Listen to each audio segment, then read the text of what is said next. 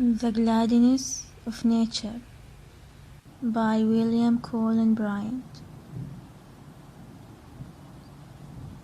Is this a time to be cloudy and sad, when our Mother Nature laughs around, when even the deep blue heavens look glad, and gladness breezes from the blooming ground?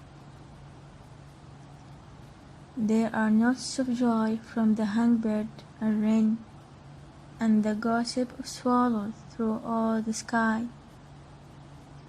The ground squirrel gaily ships by his den, and the wildening bee hums merrily by. The clouds are at play in the other space, and their shadows at play on the bright green veil. And here they stretch to the frolic chase, and there they roll on the easy gale. There is a dance of leaves in that aspen bower, there is a titter of winds in that beechen tree. There is a smile on the foot, and a smile on the flower, and a laugh from the brook that runs to the sea.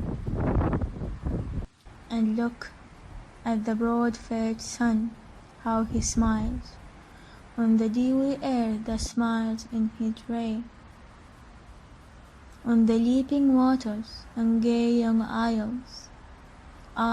Look, and he will smile thy gloom away.